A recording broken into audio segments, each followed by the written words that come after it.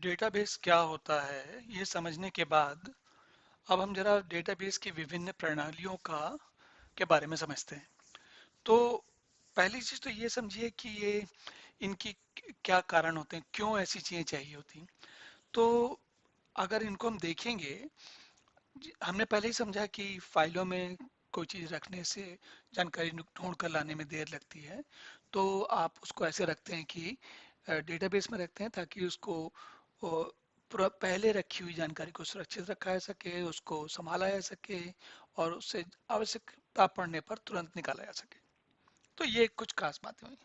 अब समस्याएं क्या है, अब हमको क्या है, अब और आगे की चीजें अगर हम समझते हैं तो ये समझ में आता है कि इनका कैसे, डेटाबेस का प्रबंधन कैसे होगा।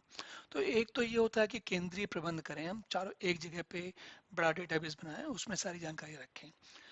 उसको हम अ, जैसे कोई भी बड़ा व्यापार कंपनी जो है, वो उनका जो अधिकारी लोग हैं, जो मैनेजमेंट मैनेजर्स हैं, जो सीनियर जो बड़े अधिकारी हैं या उच्चाधिकारी हैं, उनको जो जानकारी चाहिए वो उनको, अगर कोई बड़ी कंपनी है, बहुत बड़ी कंपनी है, कई शहरों में कई देशों में फैली हुई है, तो ऐसे लोगों के, ऐसी कंपनियों में जो भी जानकारी है उसको, उसमें हर चीज की जानकारी जो अधिकारी हैं, उनको नहीं चाहिए होती, नीचे की जानकारी नहीं चाहिए होती, लेकिन ऊपर की जानकारी पता चाहिए होती कि कितना माल बन रहा है, कितना बिक रहा है, किस देश में कितना बिक रहा है, वगैरह वगैरह, ऊंचे ऊपर, जिसको अंग्रेजी में कहते हैं ना हायर लेवल की, जो ऊपर के स्तर की, जिससे कि वो अपने कार्यक्रम, मतलब कंपनी के काम पर भी निगाह रख सकें और साथ में अपने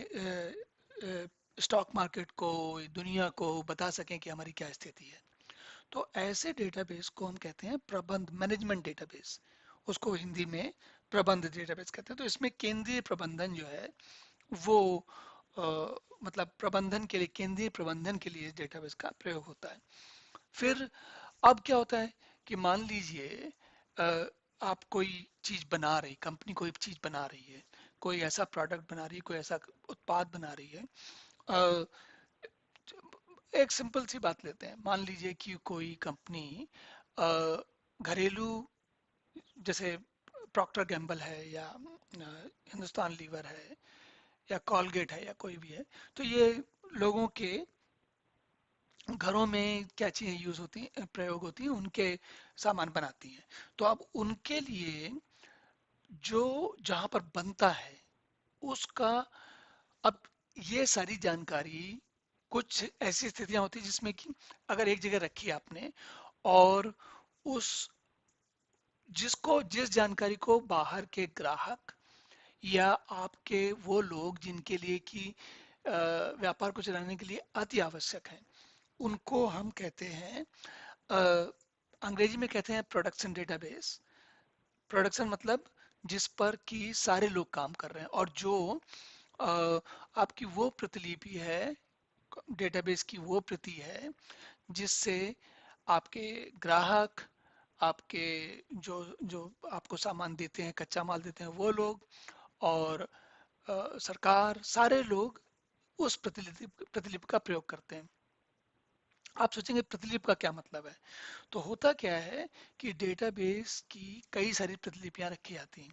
एक प्रतिलिपि होती है जिसमें कि नई नई जानकारी डाली जाती है, और जो जैसे आपका क्या नया माल बन रहा है, कोई नया बना तो नहीं बना, उसमें क्या कौन कौन से उसके भाग अंश लगते हैं, उनका क्या करना है, किस शहर से क्या आना है, ये सारी जानकारी।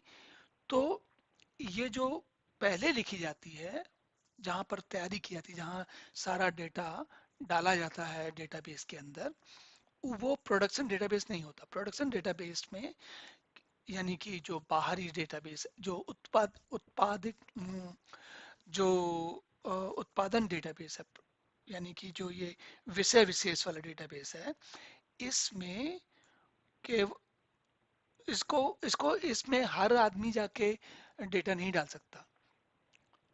लेकिन क्यों ऐसा नहीं कर सकता, इसको आप वैसा समझिए, घर में जो बाहर बैठक का कमरा होता है, या कंपनी किसी दुकान में जो शोरूम होता है, जहां पर बाहर सामान रखा रहता है, तो वहां पर आप कोई गलत चीज नहीं रखते, अच्छी चीज वहां पर सब कुछ अच्छा अच्छा अच्छा रखते हैं, क्योंकि वहां पर ग्राहक आता है और ग्राहक को आप दिखाना चाहते हो कि आपका काम वैसे भी आप अच्छा कर रहे हो, लेकिन आप दिखाना भी चाहते हो। तो जो ये प्रोडक्शन डेटाबेस है, ये डेटाबेस की वो कॉपी है जिसके बलबूते शोरूम चल रहा है, या घर के बाहर का जो बैठक वाला कमरा होता है ना, जहाँ पर बाहरी लोग आते हैं, जो भी आपसे मिलने आते हैं वो रुकते हैं। वो किचन में नहीं जाते, वो रसोई घर में नहीं जाते, वो आपके अंदर वाले जो जहाँ पर सोने का कमरा, वहाँ नहीं जाते, है ना।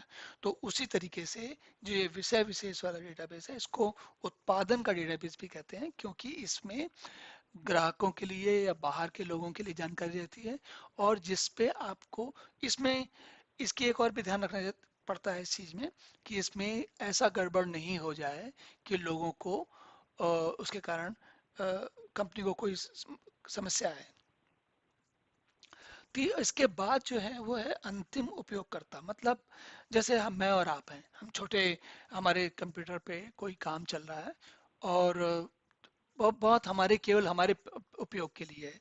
हम, मैं और आप क्या है, अंतिम उपयोग करता है ना, एंड यूजर, जिसपे कि जैसे आपके कंप्यूटर में कोई आप कांटेक्ट का डेटाबेस बनाया आपने, मान लीजिए लोगों के, आपके जैसे आप किसी कार्यालय में काम करते हैं, और वहां पर आपके जितने संपर्क हैं, उनका जो संपर्क में नाम, पता, फोन नंबर, और उनके क्या ओहदा वगैरह है, वो सब रहता है ना।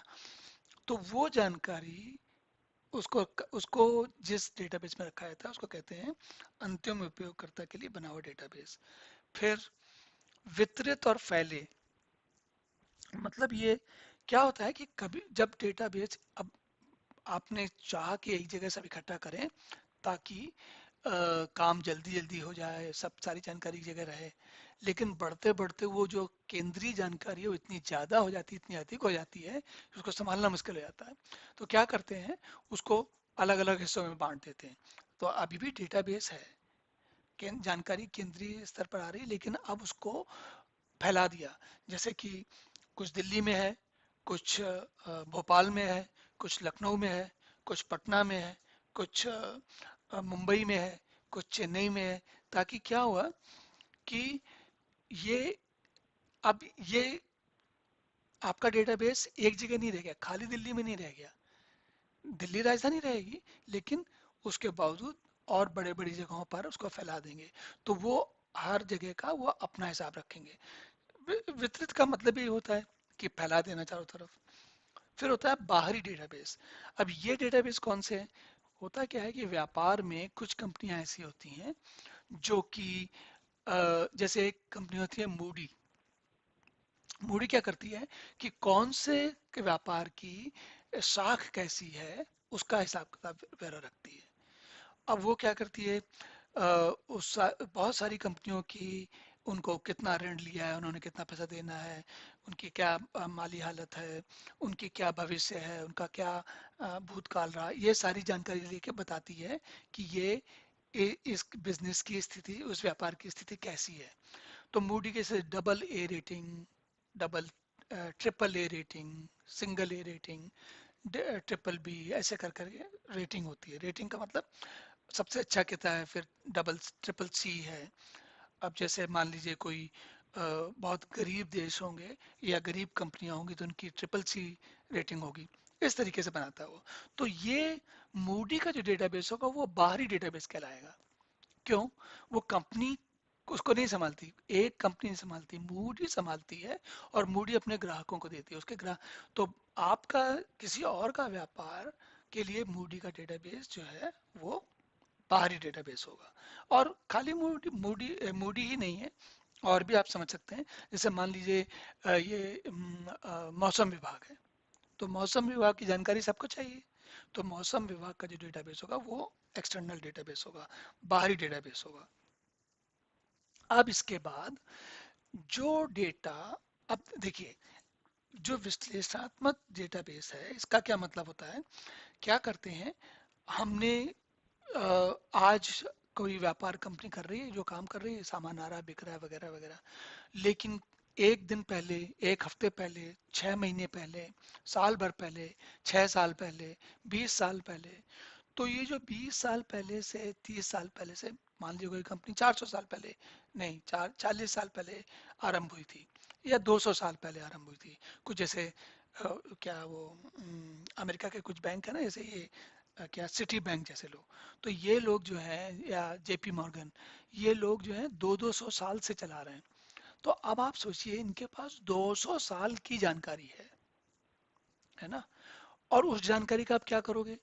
एक तो पहली बात, जानकारी बहुत सारी है, फिर उसको, उस जानकारी का आप विश्लेषण करते हो, तो विश्लेषण करने के लिए वो जानकारी काम आती है। तो ऐसे डेटाबेस जिनमें आपके ग्राहक आज तुरंत नहीं लिख रहे, पुराने समय की जानकारी रखी है, लेकिन उस जानकारी का प्रयोग करके आप उसका कुछ अर्थ निकालते हो, मतलब निकालते हो, तो वो कहलाता है विश्लेषणात्मक डेटाबेस।